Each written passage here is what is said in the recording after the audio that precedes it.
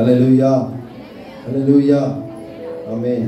இன்றைக்கும் இளம் தம்பதியர் தினம் என்ற ஒரு கான்செப்டை வச்சு அதை வச்சு பண்ணுறீங்க. ரொம்ப சந்தோஷம். எங்கள் சர்ச்லேயும் வந்து இளம் தம்பதியர் குழுன்னு ஒன்று வச்சு என்ன பண்ணுவாங்கன்னா, அவங்கள மாத்திரம் வந்து கூப்பிட்டு என்ன பண்ணுவாங்க, ப்ரேயர் ஃபெலோஷிப் மாதிரி மாதத்துக்கு ஒரு தடவை கூப்பிட்டு என்ன பண்ணுவாங்க, ஒரு ப்ரேயர் ஃபெலோஷிப் எப்படி இப்படி ஆண்கள் ஐக்கியம் பெண்கள் ஐக்கியம் இருக்குது அது மாதிரி கூப்பிட்டு வச்சு ஒரு ப்ரேயரு ஒரு பாடல் வச்சு ஒரு சின்ன மெசேஜ் யாராவது அதில் இருக்கவங்க கொடுப்பாங்க. ரொம்ப சந்தோஷம்.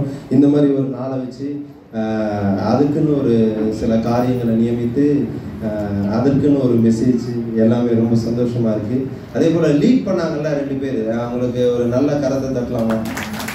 நல்லா. ஆமாம், யாரும் முன்னாடி வந்து பண்ணுறதுக்கு ரொம்ப கஷ்டப்படுவாங்க. பின்னாடி இருந்து நிறைய பேர் சொல்லலாம் நான் பண்ணுவேன் நான் செய்வேன் அப்படின்ட்டு. ஆனால் முன்னாடி வந்து நிற்கும்போது தான் அதோடைய தாக்கம் என்னன்னு சொல்லிட்டு தெரியும். ஆனால் வந்து அவங்க வந்து நின்று பண்ணுறாங்கல்ல, அதுவே பெரிய விஷயம். ஸோ அதே போல் வந்து வர்ஷிப் பண்ண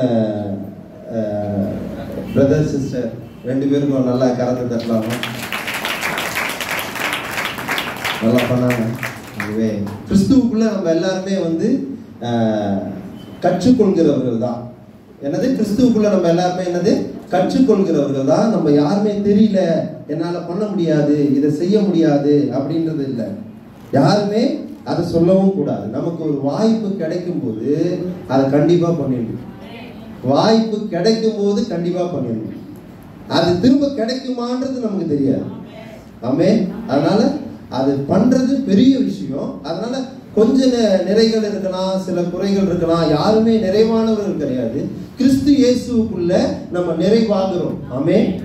யாருமே நிறைவானவங்க நம்ம சொல்ல முடியாது. கிறிஸ்து இயேசுக்குள்ள கிறிஸ்து நம்மை நிறைவாக்குகிறார். ஆகவே நம்ம வாய்ப்பு கிடைக்கும் போது ஒரு பாடல் பாடவோ அல்லது ஜெபிக்கவோ அல்லது ஒரு குழுவை லீட் பண்ணவோ அல்லது வந்து ஒரு மெசேஜ் நீங்க கொடுங்க, இந்த ஈவினிங் மெசேஜ் கொடுங்க அப்படின்னும் போது நல்ல ஆண்டவருடைய சமூகத்துல அமர்ந்து தேவனுடைய சமூகத்துல உட்கார்ந்து அவருடைய சமூகத்துல நல்லா ஜெபித்து நம்ம வேதத்தை வாசிச்சு அறிந்து கொண்டு அதே போல வர்ஷிப் பண்ண கூப்பிடுறாங்களா, அப்போ ஆண்டவருடைய சமூகத்துல உட்கார்ந்து நல்லா தியானித்து வேதத்தை வாசிச்சு நிறைய பாடல்கள் எடுத்து அழகா அதை வந்து நம்ம என்ன பண்ணோம், கிறிஸ்து இயேசுக்குள்ள நம்ம இருந்து கொண்டு சபைக்கு முன்னாடி வந்து நம்ம என்ன பண்ணோம், கிறிஸ்து இயேசுவை என்ன பண்றோம், ப்ரமோட் பண்றோம். ஆமென். நம்ம யாரை காண்பிக்கிறோம்? சபை போதகராகட்டும், நானாகட்டும், வர்ஷிப் பண்றவங்களாகட்டும், லீட் பண்றவங்களாகட்டும், யாரை ப்ரமோஷன் பண்றோம்? இயேசு கிறிஸ்துவை நம்ம ப்ரமோஷன் பண்றோம். ஆகவே நம்ம எதை செஞ்சாலும் இயேசு, நம்ம எதை செஞ்சாலும் கர்த்தர், நம்ம எதை செஞ்சாலும் ஆண்டவராக இயேசு கிறிஸ்து, அதை செய்யறதுக்கு வெட்கப்படக்கூடாது. ஹல்லேலூயா, ஹல்லேலூயா. அதை செய்யறதுக்கு வெட்கப்படக்கூடாது. ஏன்னா சிலுவையிலே என் ஆண்டவராக இயேசு கிறிஸ்து வெட்கப்படல. ஆமென். நமக்காக உங்களுக்காக அவர் தன்னைத்தானே ஒப்பு கொடுத்தார்ல. அவர் விலையேற பெற்றவர், அவர் பெரியவர், அவர் உன்னதர். ஆனா எனக்காக அவருடைய ஆடைகள்லாம் பங்கிடப்பட்டதில்லை, உங்களுக்காக பங்கிடப்பட்டதில்லை. உங்களுக்காக அவர் வந்து நிறைய பேர் வந்து தப்பா பேசுறாங்க. நீங்க பெரிய ஆளா, நீ ராஜாவா, நீ யூதருக்கு ராஜாவா, உடைய மகிமை எங்க, உடைய கணம் எங்க, நீ இதை பண்ணு அதை பண்ணு அப்படின்னு சொல்லும் போதும் அதை தாங்கி கொண்டார்ல. ஏன்? என்னுடைய பாவங்களுக்காக, என்னுடைய பாவங்களுக்காக சிலுவையிலே தன்னையே ஒப்பு கொடுக்கிறதுக்காக தான் அதை செஞ்சார். அப்போ அவர் வெட்கப்படல. மற்றவங்க எல்லாம் உமிழ்றாங்க, திட்டுறாங்க, என்னென்னமோ செய்யறாங்க, கண்ட பேச்சு பேசியிருப்பாங்க. ஆனா அது எதுவுமே மனசுல போட்டுக்காம தன்னைத்தானே சிலுவையில ஒப்பு கொடுக்கிறாங்க. எதுக்கு? என்னுடைய பாவங்களுக்கா, என்னுடைய பாவங்களுக்கா. ஆகவே நம்மளும் ஆண்டவராக இயேசு கிறிஸ்துவை சொல்றதுக்கோ ஆண்டவராக இயேசு கிறிஸ்துவை காண்பிக்கிறதுக்கோ நம்ம வெட்கப்படக்கூடாது. ஹல்லேலூயா, ஹல்லேலூயா. ஆகவே இன்றைக்கும் இப்படி ஒரு நாள் நியமித்து ஆண்டவருடைய சமூகத்துல நம்ம எல்லாம் கூடி இப்படி ஒரு நல்ல ஒரு கேதரிங்கை கொடுத்த கர்த்தருக்கு கோடா கோடி ஸ்தோத்திரங்களை சொல்லி அப்படியே கரங்களை தட்டலாமா? ஆண்டவருக்கு அப்படியே ஸ்தோத்திரம். அப்பா நன்றி நன்றி நன்றி நன்றி நன்றி. ஆமென்.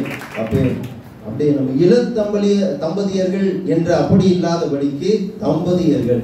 ஆமென், ஆமென். இது எல்லாருக்குமான மெசேஜ் தான். திருமணம் ஆக போறவங்களுக்கும் திருமணமான எல்லாருக்குமான மெசேஜ் தான். ஆகவே கணவன் மனைவி உறவு என்பதை யார் உண்டு பண்ணது? கணவன் மனைவி உறவு என்பதை யார் உண்டு பண்ணதுன்னா, ஆதாமையும் ஏவாளையும் ஆண்டவர் தான் உண்டு பண்ணார். மனுஷன் தனியா இருப்பது நல்லதல்ல, ஏற்ற துணையை உண்டாக்குவேன். அந்த வசனத்தை வாசிப்போமா? ஆதியாகமம் மனுஷன் தனிமையா இருப்பது நல்லதல்ல, ஏற்ற துணையை அவனுக்கு உண்டாக்குவேன் என்றார். ஆமென். ஆதியாகமம் 2:18. ஆகவே துணையை ஏற்படுத்துவது ஆண்டவராகிய இயேசு கிறிஸ்து. அப்போ வேற நம்முடைய இஷ்டத்தின் பிரகாரம் அல்ல. என்னது? நம்முடைய இஷ்ட பிரகாரம் அல்ல. மனுஷன் தனிமையா இருப்பது நல்லதல்ல, அவனுக்கு ஏற்ற துணையை நான் உண்டாக்குவேன் என்று ஆண்டவராக இயேசு கிறிஸ்து சொல்லுகிறார். ஆகவே கணவன் மனைவி உறவு என்பது ஆண்டவராக இயேசு கிறிஸ்து உண்டு பண்ணின உறவு. இது நம்மளால உண்டானதல்ல, இது பெற்றோர்களால உண்டானதல்ல, இது எந்த ஒரு மனுஷனால உண்டானதல்ல. ஒரு நல்ல மனுஷனுக்கு நல்ல மனுஷியை உண்டு பண்ணுவது, ஒரு நல்ல ஆண்மகனுக்கு நல்ல ஒரு பெண்ணை இணைப்பது ஆண்டவராக இயேசு கிறிஸ்து உண்டு பண்ணின உறவு. அல்லேலூயா, ஆமென். அது நல்ல ஒரு தெளிவு இருக்கா? ஒரு மனுஷனுக்கு ஒரு மனுஷி, ஒரு கணவனுக்கு ஒரு பெண் மனைவி. இந்த உறவு யார் உண்டு பண்ணினது? இந்த உறவு கர்த்தர் உண்டு பண்ணினது. இது நல்லது. ஆமென். இது நல்லது. ஆனா மற்றவங்க நிறைய பேர் சொல்லுவாங்க, கணவன் மனைவி உறவுனாலே அது சரியில்லைப்பா, கணவன் மனைவி உறவுனாலே அது ரொம்ப இடுகாட்டமா இருக்கு, கணவன் மனைவி உறவுனாலே அது ரொம்ப சண்டையா